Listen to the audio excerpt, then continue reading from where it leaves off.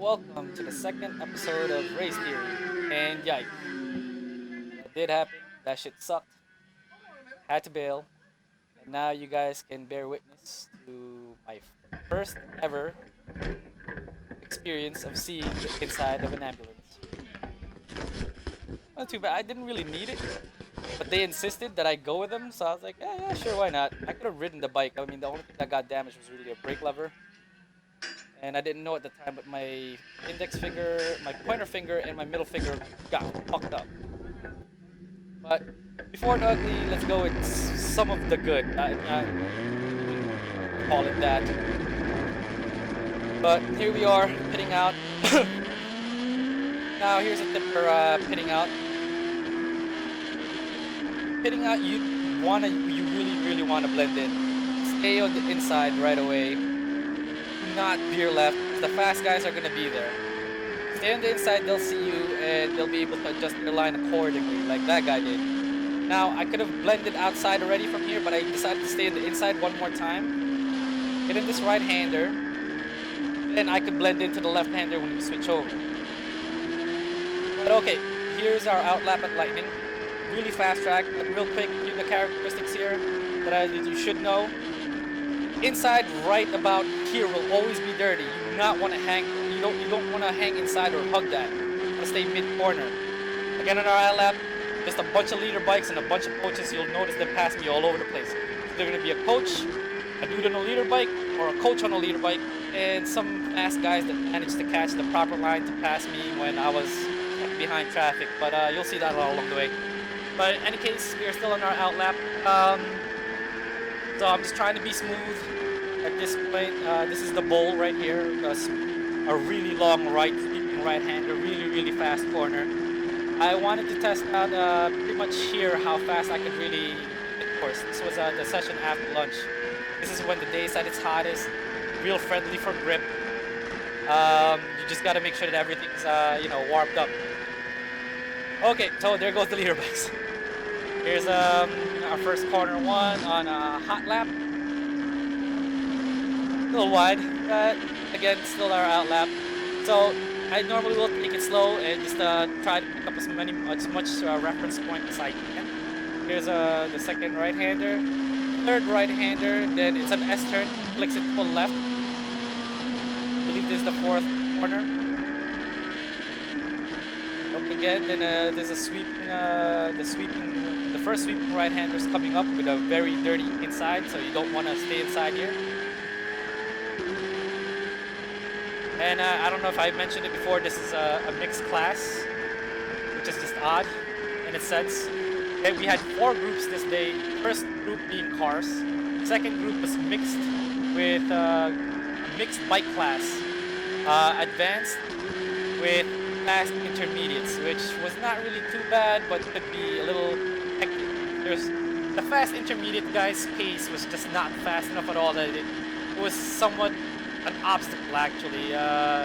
You couldn't really get into a good flow when you got stuck. At least I couldn't. Then again, this was only my second time at Lightning. Okay, at this point in time, I was starting to get an idea of how fast I could take it, but I still want to test out just exactly how fast and how much room I was going to have. There goes a coach on a leader bike, I believe.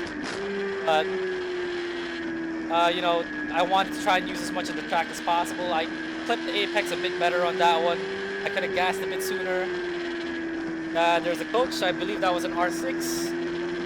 Again, we were just testing out being smooth, and I think somebody's in front of me at this point already, because this is a lot slower than what I remember normally taking it at. But we're gonna find out. I really hate having a smoke windshield, because it's hard to see if somebody's in front of me, but then again, there is. I can see it now. I should have had a front-facing camera as well, but I don't think I had another flat, sticky mount. In any case, this is the second left-hander of Lightning. There, don't hug that on the inside. That inside will always be dirty, no matter what happens. It'll be very dirty. The cars can take that on the inside, no problem. They got 4 wheels. We don't. Our contact patch also is a lot smaller compared to theirs. But here I wanted to test something out. I wanted to see how fast I could roll on the throttle and exit, but it ended up backfiring on me. My tires kind of slid, so I had to let off a little bit. but wide open as soon as you get out the exit. There goes the coach again. Fast fucker.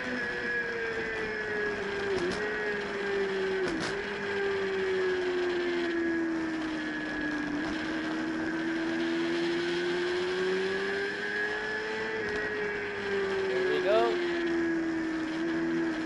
Yep, I think I'm still stuck behind someone, and I think that, yep, that guy picked the proper line to pass. Yeah, he's decided to stay on the outside. I wanted to pass that guy on the inside, but he was so unpredictable that I was like, nah, I'm just gonna wait for a better opportunity to do it. Found it, so I dove in for it. But unfortunately, there was another fast guy in front of him that I almost rear-ended. Passed that guy too, and I really got confused with what the guy in front of me was trying to do. So, like, as you can see, I shook my head. I was like, all right, I'm not gonna wait any longer. I'm just gonna pass him on the outside now.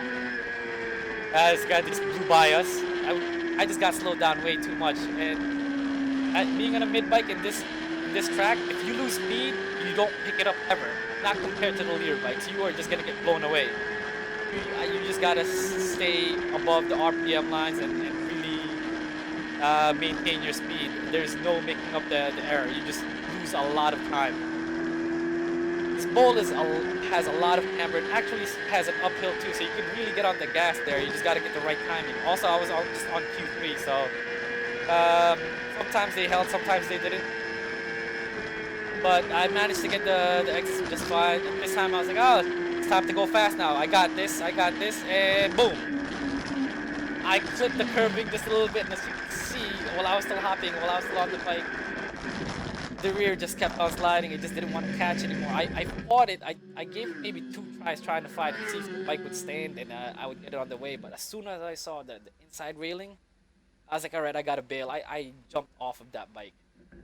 I mean, in my head, even if the bike did catch and stand up at that point, I was gonna head straight into that railing, and that could have been extremely ugly. I got away lucky. The only thing got injured was just 2 fingers, and I'll be right back on as soon as I fix my brake lever, and I think I'm gonna replace my brake side rear set while I'm at it. It is a little bit jiggly, and exhaust mount. Now, as I was watching the vid, I was like, "Oh shit, this is funny. I've seen this view before. This seems very very familiar." Then I was like, "Oh right, on my first track day ever, this was the view of the camera when I was leaving."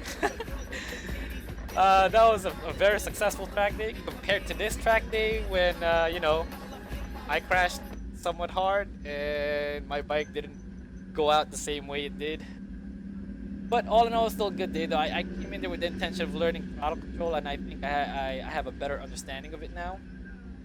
I still believe now more than ever I'm faster than I ever was. So all in all, I was happy with what I accomplished. I still came out being a faster rider than when I came in the day before. Um, I'm a lot closer to being race ready. If not, I already am. I'd say all in all, I'd probably do one more track day prior to the race that's coming up in September. But we'll see. I'm gonna fix my brake lever first, and hopefully my finger heals up fast because the fingers that got hurt were my the fingers that I use for braking. So hopefully that heals up soon enough. But thanks for watching, and hopefully I'll see you guys on the next track day. Take it easy, guys.